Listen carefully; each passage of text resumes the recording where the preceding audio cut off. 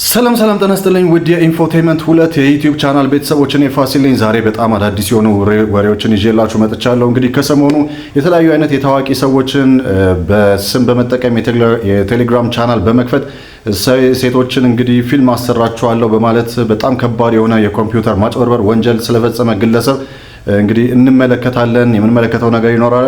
እንግዲህ ሌላው ነገር በሀገር ውስጥ ደግሞ በተለያዩ አይነት የመገናኛ ብዙሃን አሁን የመነጋገሪያ ርዕስ የሆነው ዓለም አቀፍ ሚዲያዎችም ሳይቀር የዘገቡት ጉዳይ ደግሞ በቅርቡ በሶስተኛው ጂ ፓወር ቲክቶክ ክሬቲቭ አዋርድ ላይ የተሳተፉ የቲክቶከሮች በፌደራል ፖሊስ ቁጥጥር ስር የመዋል ጉዳይ ነው። እሱም በተመለከተ የምናወራው ነገር ይኖራል። እንግዲህ ወደ ውጭ ደግሞ ስንወጣ የዶናልድ ትራምፕ መንግስት ኢትዮጵያውያንን በ60 ቀናት ውስጥ አገር ለቃችሁ ወደ ሀገራችሁ ተመለሱ የሚል ማስጠንቀቂያ ሰጥቷል። እንግዲህ በ60 ቀናት ውስጥ ራሳችሁን ዲፖርት የምታደርጉ ደግሞ ኢትዮጵያን የገንዘብ ስጦታ ይኖራችኋል የሚልም እንግዲህ ነገር ተናግሯል። ይሄ ምንድነው የሚለውን እንመለከታለን። ሌሎች ጉዳዮችንም ሰብሰብ አድርጌ ይዤላችሁ ቀርብ ያለው እንግዲህ ይሄ መረጃ ይጠቅማችኋል። አብራችሁ እንድትቆዩ በዚህ አጋጣሚ ልጋብዛችሁ እወዳለሁ። ለዚህ ቻናል አዲስ ከሆናችሁ ሰብስክራይብ ማድረጋችሁን አትርሱ። የደውሏን ምልክት በመንካት አዳዲስ ቪዲዮዎች ሲለቀቁ እንዲደርሳችሁ ማድረግ ትችላላችሁ ማለት ነው። አሁን ቀጥታ ወደ ዛሬዎቹ ትኩስ ወሬዎች እንተላለፋለን። እሺ እንግዲህ ወደ መጀመሪያው ዜና እንተላለፋለን። ከዛ በፊት እንግዲህ ስለዚህ ቻናል አጭር ነገር ልነግራችሁ ፈልጋለሁ። ይህ የኢንፎቴመንት ሁለት የዩቲዩብ ቻናል ነው። በዚህ የዩቲዩብ ቻናል ላይ እንግዲህ መጀመሪያ ዜናዎች አሉ ወይም ደግሞ ትኩስ የሆኑ በሶሻል ሚዲያም ሆኑ አጠቃላይ በዓለም ዙሪያ የሚነገሩ ትኩስ የሆኑ ወሬዎችን የምናቀርብበት አንዱ አካል ነው። ሌላው ነገር ደግሞ መዝናኛ ነው። እናንተን ዘና የሚያደርጉ ቪዲዮዎች የሚለቀቁበት እንደዚሁም ደግሞ ድንቅ የሆኑ ቪዲዮዎች የሚለቀቁበት የዩቲዩብ ቻናል ነው። እንደምታውቁት እንግዲህ ኢንፎቴመንት የመጀመሪያው ኢንፎቴመንት የዩቲዩብ ቻናል የተለያዩ አይነት ቱቶሪያሎች እና ሌሎች መረጃዎች የሚቀርቡበትና ለእናንተ ከዩቲዩብ ጋር የተያዙ እንደዚሁም ሌሎች ነገሮች የሚተላለፉበት የዩቲዩብ ቻናል እንደሆነ ይታወቃል። ይሄ እንግዲህ ቁጥር 2 የዩቲዩብ ቻናል ደግሞ ወይም ኢንፎቴመንት 2 የዩቲዩብ ቻናል ደግሞ ለእናንተ የተለያዩ አይነት ከዓለም ዙሪያ የተሰበሰቡ መረጃዎች የሚቀርቡበት በተለይ ደግሞ እንደ ሶሻል ሚዲያዎች ላይ መነጋገሪያ የሆኑ ሌሎችም አስገራሚና አዳዲስ የሆኑ ትኩስ ወሬዎች የሚነገሩበት ከዚህም በተጨማሪ እንግዲህ እናንተን ዘና የሚያደርጉ በጣም የሚያስቁ ወይም ደግሞ የሚያዝናኗችሁ ቪዲዮዎችን የሚለቀቁበትና ድንቅ የሆኑ ቪዲዮዎችም ደግሞ አብረን የምንለቅበት የዩቲዩብ ቻናላችን ነው። ለማንኛውም ዛሬ ወደ ያስኩላችሁ የተወሰኑ ጉዳዮች እሄዳለሁ ማለት ነው። እንግዲህ በመጀመሪያ የምንመለከተው በቅርብ ጊዜ በተለይ ደግሞ ምናልባት አዳምጣችሁት ይሆናል በታዲያስ አዲስ የሰይፉ ፕሮግራም ላይ ሰው መሆን ይስማው የተባለው የሀገራችን በጣም ታዋቂ የፊልም ዳይሬክተር ወይም ደግሞ በቅጽል ስሙ ሶኒክ እንግዲህ የተናገረው ነገር ነው። ይሄውም በቅርብ ጊዜ እንግዲህ የተደረገን የኮምፒውተር ማጭበርበር በጣም ከባድ የሆነ የኮምፒውተር ማጭበርበርን በተመለከተ የተናገራቸው ነገሮች ናቸው።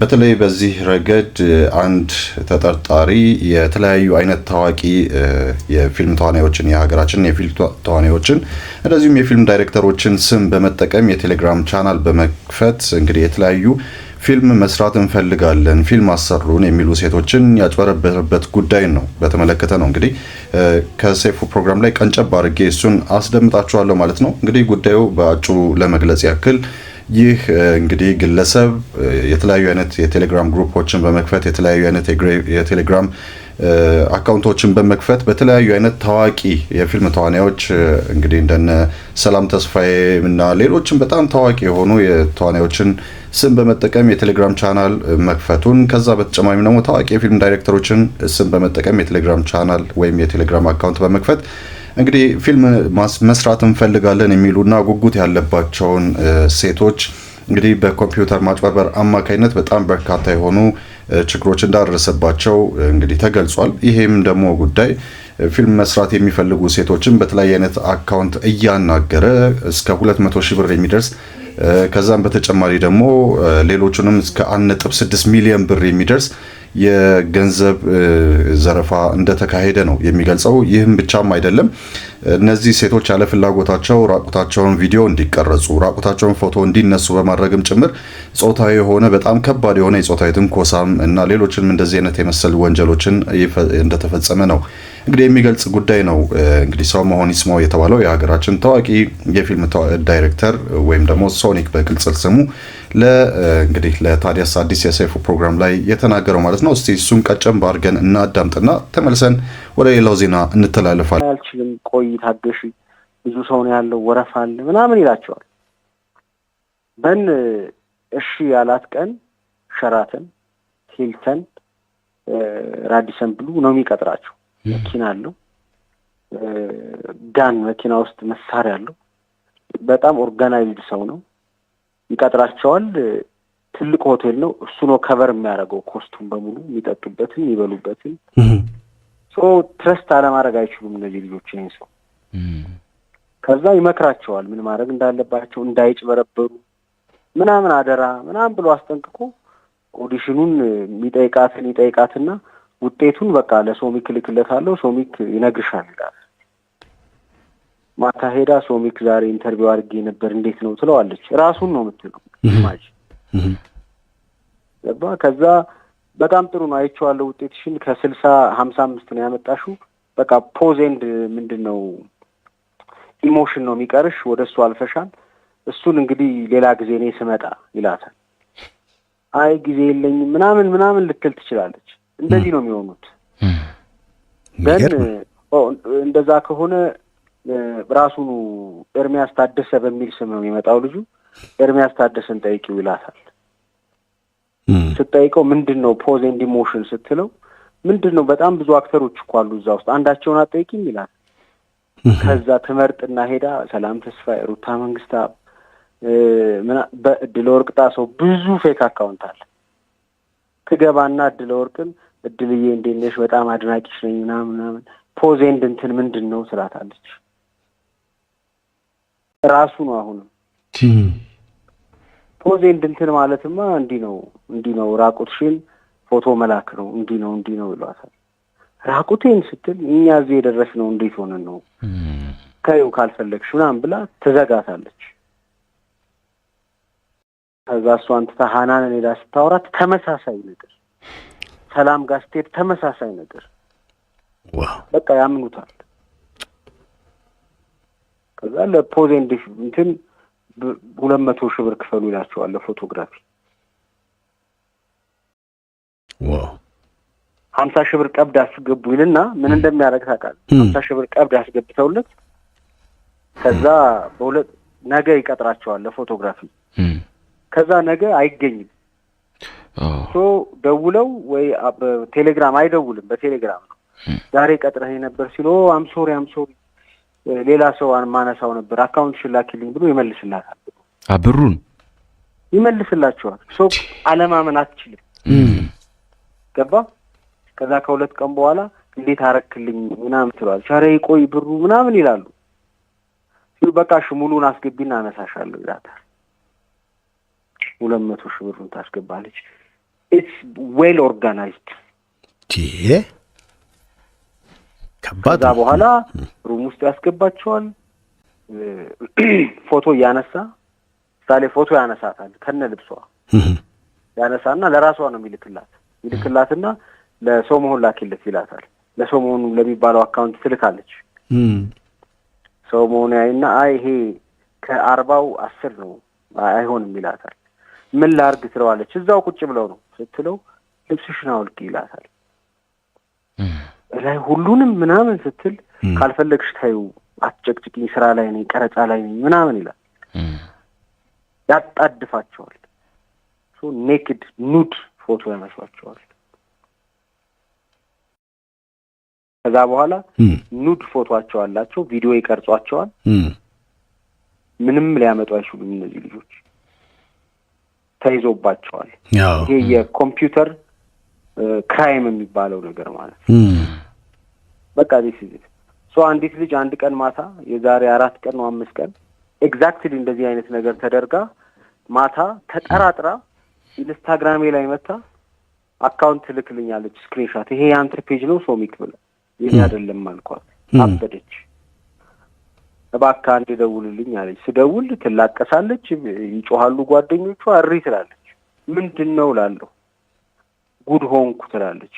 ፎቶ ተነስታለች፣ ቪዲዮ ትቀርጻለች።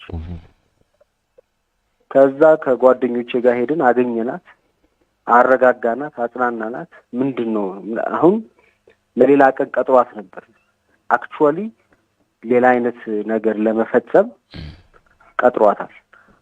በስነ ስርዓት እንድታወራው አደረግን። እያወራችሁ የተቀጠረበት ቀን ላይ ሮም ውስጥ በፖሊስ እጅ ከፈንጅ ተያዘ። ዋው የሚገርም ነው። እዚህ አዲስ አበባ ፖሊስ ጣቢያ ነው ያለው። አሁን በቁጥጥር ስር ውሏል ተጠርጣሪው።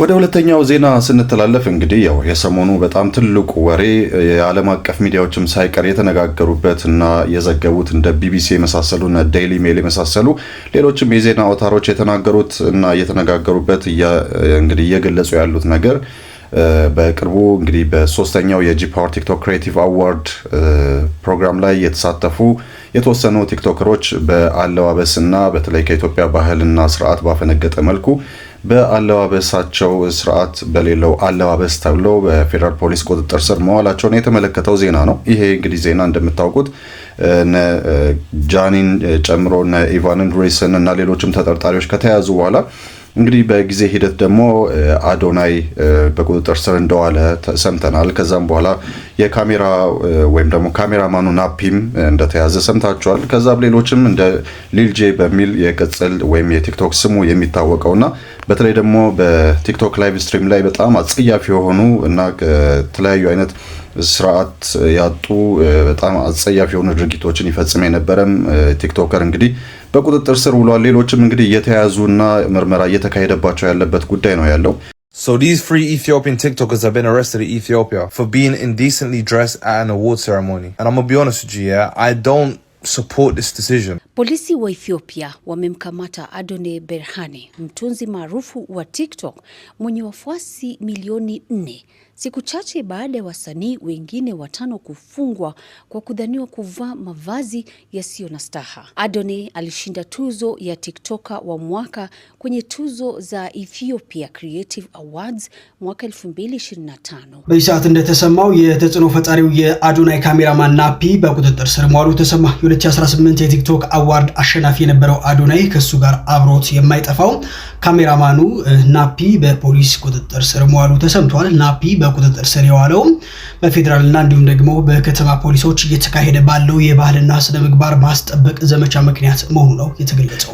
ከዚህ ጉዳይ ጋር በተያያዘ በተለይ በሶሻል ሚዲያ ማህበር ላይ የተመሰረተ የሶሻል ሚዲያ ወይም ደግሞ የህብረተሰብን አንቂ የተባሉ በሶሻል ሚዲያ ላይ የምናውቃቸው እነ ብሩክ ጫላ ወይም ብሩክ ኒውስ እና ሃይላብ የመሳሰሉና ሌሎችም እንደነ ዩቲናስ የመሳሰሉ የሚዲያ ባለሙያዎች የተሳተፉበት አንድ የተቋቋመ ማህበር አለ። ይሄም የተቋቋመ ማህበር ደግሞ ከኢትዮጵያ የፌደራል የደህንነት ቢሮ ጋር ውይይት አድርጎ ነበር። በዚህ ጉዳይ ላይ በተለይ በተለያዩ አይነት የሶሻል ሚዲያዎች ላይ በኢትዮጵያ ውስጥ ባሉ የሶሻል ሚዲያዎች ጉዳይ ላይ የተለያዩ አይነት ሁኔታዎች ይካሄዳሉ። የተለያዩ አይነት በጣም ስርዓት ያጡ ነገሮች ይካሄዳሉና አጠቃላይ የሀገርን ግንባታን በማስጠበቅ ረገድ የበኩላቸውን ድርሻ ለመወጣት ቃል እንደገቡና ሌሎችንም ውይይቶች እንዳደረጉ እንግዲህ ካገኘናቸው የዜና ምንጮች መስማት እንችላለን። በዚህ ሰዓት በተሰማ መረጃ መሰረት በርካታ ቁጥር ያላቸው ቲክቶከሮችና እንዲሁም የማህበራዊ ሚዲያ አንቂዎች ከአዲስ አበባ ጸጥታ ቢሮ ጋር በዛሬው ዕለት ውይይት ማድረጋቸው ተሰምቷል። የከተማዋ ዘላቂ ሰላምና እንዲሁም ደግሞ የህዝብ ስነ ምግባርን በማስጠበቅ ዙሪያ በዛሬው ዕለት ከማህበራዊ ሚዲያ ተጽዕኖ ፈጣሪዎችና ቲክቶከሮች ጋር ወሳኝ የተባለ ውይይት መድረክ ተደርጓል። ሚዲያው የአራተኛው መንግስት ያህል ኃይል ያለው በመሆኑ በተለይም በድህረ እውነት ዘመን አግባብነት የሌላቸውን ጉዳዮች በመተው ሀገርን በሚያቀና መልኩ በጋራ መስራት እንደሚገባ በመድረኩ ላይ ተገልጿል። በመድረኩ ላይ የተሳተፉት የማህበራዊ ሚዲያ ተወካዮች በበኩላቸው የሀገርና የዜግነት ግዴታቸውን ለመወጣት ዝግጁ መሆናቸውንና በትውልድ አስተሳሰብ ላይ የተሻለ ንቃተ ህሊና ለመፍጠር እንደሚሰሩ፣ የተሳሳተ አስተሳሰብ ላይ በሚደረጉ ዘመቻዎች ላይ ትኩረት ሰጥተው እንደሚሰሩ ቃል ገብተዋል። በመሆኑም በዚህ ሰዓት እንግዲህ እንደነገርኳችሁ የነዚህ ቲክቶከሮች ጉዳይ በምርመራ ላይ ነው እንግዲህ ያለው። ወደ ፍርድ ቤትም ቀርበዋል። ያው ፍርድ ቤት ቀርበዋል። ከዛ በኋላ ያለው ጉዳይ ደግሞ እየተመረመረ ያለበት ሁኔታ ነው ያለው። ወደ ሶስተኛው ዛሬ ወደ ያስኩላችሁ ወደ ሌላው ጉዳይ ስንተላለፍ እንግዲህ የዶናልድ ትራምፕ መንግስት እንግዲህ ኢትዮጵያንን ከሀገሬ ውጡልኝ እና ለዚህም ደግሞ 60 ቀናት ሰጥቻችኋለሁ የሚል ማስጠንቀቂያ እንደሰጠ ነው እንግዲህ የምንመለከተው። ይህም ደግሞ የትክክለኛ የህጋዊ መኖሪያ ዓላማና ፍቃድ የሌላቸው ሰዎች በ60 ቀናት ውስጥ የአሜሪካን ለቀው ወደ ሀገራቸው መመለስ እንዳለባቸው የሚገልጽ ማስጠንቀቂያ ነው የተሰጣቸው። ይህም የሆነበት አንደኛው ትልቁ ምክንያት ደግሞ በአሁኑ ሰዓት በኢትዮጵያ ያለው ሁኔታ የተረጋጋና ለደህንነት አስጊ ባለመሆኑ እነዚህ የመሳሰሉ በአሜሪካን በጥገኝነትና በጊዜያዊ ጥበቃና ከለላ ስር ይኖሩ የነበሩ እንግዲህ ነዋሪዎች የከለላው ጉዳይ ተነስቶ ቀጥታ ወደ ሀገራቸው እንግዲህ መሄድ እንዳለባቸው ወይ መመለስ እንዳለባቸው ነው የተገለጸው። እንግዲህ የዶናልድ ትራምፕ መንግስት እንደገለጸውም በ60 ቀናት ውስጥ ራሳቸውን ዲፖርት የሚያደርጉ ወይም ደግሞ በተሰጣቸው የ60 ቀናት ውስጥ ወደ ሀገራቸው ለሚመለሱ ሰዎች የትኬት እንግዲህ ትኬቱን እንደሚከፈልላቸው ከዚህም በተጨማሪ $1,000 የቦነስ ስጦታ እንደሚኖራቸው ነው እንግዲህ የዶናልድ ትራምፕ መንግስት እየገለጸ ያለው። ከዛ ውጭ ግን ያሉ ተደብቀው የ60 ቀናቱን መመሪያ ሳይከተሉ እዛው ለመኖር የሚያስቡና እንደዚህ አይነት ነገሮችን የሚሰሩ ደግሞ እስርና ከዛ በኋላ በግዳጅ ዲፖርቴሽን እንደሚጠብቃቸው ነው እንግዲህ እየተገለጸ ያለው። በአሜሪካን ሀገር የሚኖሩ ሰዎች ወደ ሀገራቸው ማለትም ወደ ኢትዮጵያ እንዲመለሱ ኢትዮጵያኖች ላይ ተወስኗል። ስለዚህ ነገር ልንገራችሁ። ያው በዚህ ስታተስ ላይ ያላችሁ ሰዎች ማለትም በቲፒኤስ ስታተስ ላይ ያላችሁ ሰዎች ይህ ነገር እንደሚመጣ ቀድማችሁ ገምታችሁ ነበር ብዬ አስባለሁ። በአሜሪካን ሀገር በጊዜያዊነት በጥገኝነት እየኖሩ የነበሩ ኢትዮጵያኖች ወደ ሀገራቸው እንዲመለሱ የተወሰነባቸው የትኞቹ ኢትዮጵያኖች ናቸው፣ የትኛውን ያካትታል የሚለውን ነገር እንመለከታለን። በተጨማሪም እስካሁኑ ሰዓት ድረስ ያሉት አማራጮች ሁለት አማራጮች ብቻ ናቸው። እነሱ አማራጮች ምንድናቸው የሚለውን እንመለከታለን። የአሜሪካን መንግስት የቲፒኤስ የተባለው ማለትም ቴምፖራሪ ፕሮቴክትድ ስታተስ የተባለውን ከጀመረ እንግዲህ 3 ዓመት ሆኖታል። ይህም እንግዲህ በትግራይ የነበረውን ጦርነትና በተለያዩ ኢትዮጵያ ውስጥ ባሉ ጦርነቶች ምክንያት ነው። በአሜሪካን ሀገር በስደተኝነት መጥተው አውቶማቲካሊ በዚህኛው ስታተስ ውስጥ መካተት ይችላሉ። ማለትም በኢትዮጵያ ችግር ስላለ የአሜሪካ መንግስትም በዛ ልኩ ስላመነ ማለት ነው። እነዚህም ኢትዮጵያኖች ወደ ኢትዮጵያ ቢመለሱ ችግር ያጋጥማቸዋል ተብሎ ስለሚታሰብ የአሜሪካ መንግስት ሪኮግናይዝ ስለሚያደርገው በወቅቱ ማለት ነው አውቶማቲካሊ እነዚህ ኢትዮጵያኖች በዚህ ስታተስ ውስጥ በመግባት በየጊዜው የሚታደስ ጊዜያዊ የመኖሪያ ፍቃድ ይሰጣቸዋል። በአሜሪካን ሀገር እንዲኖሩ ይደረጋል ማለት ነው ያው ስታተስ ውስጥ ይቀየር ድረስ። ታዲያ በአሁኑ ወቅት የአሜሪካ መንግስት እንዳለው ከሆነ በአሜሪካን ሀገር ውስጥ የሚገኙና በዚህ ስታተስ ስር ያሉ ሰዎች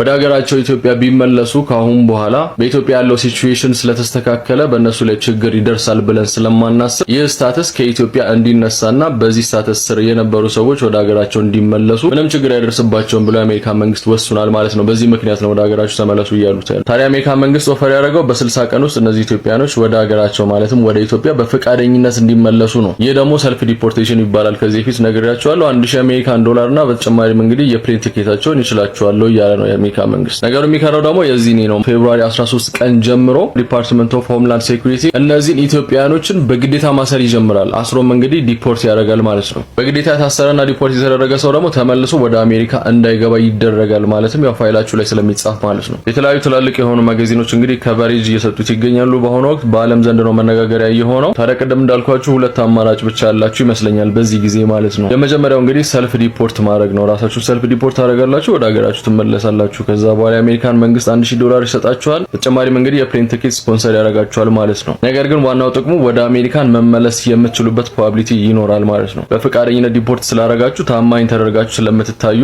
እንደገና ወደ አሜሪካን ለመመለስ በህጋዊ መልኩ አፕላይ ታደርጋላችሁ። የዛን ጊዜ ሪኮግኒሽን ልታገኙ ትችላላችሁ የሚለው ፓርት ነው። የአሜሪካ መንግስት አሜሪካን ውስጥ የሚገኙ ኢትዮጵያኖችና የቲፒኤስ ተጠቃሚ ኢትዮጵያኖችን በሙሉ ቲፒኤስን ከአሁን በኋላ የኢትዮጵያ ዜጎች አልሰጥም፣ ወደ ሀገራችሁ ኢትዮጵያ ብትመለሱ ምንም ችግር አያጋጥማችሁም፣ ሀገራችሁ ጥሩ ሁኔታ ናለች፣ ለዚህ የኔ ፕሮቴክሽን አያስፈልጋችሁም ብሎ እንግዲህ የአሜሪካ መንግስት ተናግሯል። ወደ አራተኛው ጉዳይ ስንሄድ እንግዲህ በቅርቡ ሌላው በተለያዩ አይነት ሚዲያዎች ላይ መነጋገሪያ የሆነውና እንግዲህ ተግባራዊ የተደረገው በአውስትራሊያ ከ16 ዓመት በታች ያሉ የትኞቹም ታዳጊዎች የሶሻል ሚዲያ ማንኛቸውንም ሶሻል ሚዲያ ፕላትፎርሞች እንዳይጠቀሙ ገደብ የተደረገበት መንገድ ነው። ስለዚህ እነዚህ ከ16 ዓመት በታች ያሉ ሁሉም ታዳጊዎች እንግዲህ ስልካቸውን ሲከፍቱ ማንኛውንም አይነት ሶሻል ሚዲያ እንዳይጠቀሙ ባን የተደረገበት ሁኔታ እንዳለ ነው እንግዲህ በቅርብ ጊዜ በዜና ምንጮች እየተነገረ ያለው የአውስትራሊያ መንግስት እንግዲህ የገለጸው ማለት ነው። እስቲ ይህንን ዜና አዳምጠን እንመለስ። ታግዷል። ከነገ ጀምሮ ሁሉም ማህበራዊ ሚዲያዎች ታግደዋል። ፌስቡክ፣ ኢንስታግራም፣ ቲክቶክ፣ ዩቲዩብን ጨምሮ ሁሉም ማህበራዊ ሚዲያዎች እንግዲህ አይሰሩም፣ ታግደዋል። እድሜያቸው 16 እና ከ16 ዓመት በታች የሆኑ ልጆችና ህፃናት ማንኛውም አይነት ማህበራዊ ሚዲያ እንዳይጠቀሙ እገዳ ተጥሏል። ይህም ተግባራዊ የሚደረገው ከዲሰምበር 10 ወይም ደግሞ ከነገ ጀምሮ ነው። ፌስቡክ እና ኢንስታግራም ሌሎች ሚዲያዎችም ጨምሮ እነዚህ 16 ዓመትና ከዛ በታች ላሉ ልጆች እንግዲህ በህጉ መሰረት ከነገ ጀምሮ ወይም ደግሞ ከዲሰምበር 10 ጀምሮ ስለማይሰራ እንግዲህ ሚሞሪያቸውን እንዲይዙ እያስጠነቀቀ ወይም ደግሞ መልእክት In 1 week, Australia will become the first country in the world to ban under 16s from having social media accounts. With one law, we can protect Generation Alpha from being sucked into purgatory by predatory algorithms described by the man who created the feature as behavioural cocaine. Teenage addiction was not a bug, it was a design feature. And on 10 December, there are going to be withdrawal symptoms. Teenagers will be upset, some will fight to get back on, some will manage to find their way around the tech and keep their accounts. But I truly believe the short-term discomfort will be worth the long-term benefits. እንግዲህ ለዛሬ ይዤላችሁ የቀረብኩትን እንግዲህ ትኩስ ወሬዎች እነዚህን ይመስላሉ። ከዚህ በኋላም ደግሞ የተለያዩ አይነት ዜናዎችን ትኩስ የሆኑ ወሬዎችን ወይም ደግሞ በሶሻል ሚዲያ የሚሆኑ ዓለም አቀፍ ዙሪያ መነጋገሪያ የሆኑ ቪዲዮዎችን እንደዚሁም ደግሞ አዳዲስ የሆኑ ዜናዎችን ይዤላችሁ የሚቀርብ ይሆናል። እንደዚሁም ደግሞ እናንተን ዘና ፈታ የሚያደርጉ ቪዲዮዎችንም አብረን የምናቀርብላችሁ ይሆናል ማለት ነው። ለዛሬ በዚህ አበቃው። ለዚህ ቻናል አዲስ ከሆናችሁ ሰብስክራይብ ማድረጋችሁን አትርሱ። እንደዚሁም ደግሞ የደወል ምልክት በመንካት አዳዲስ ቪዲዮዎች ሲለቀቁ እንዲደርሳችሁ ማድረግ ትችላላችሁ። በሚቀጥለው ጊዜ ተመልሰን እንገናኛለን። መልካም ጊዜ ይሁንላችሁ። ሰላም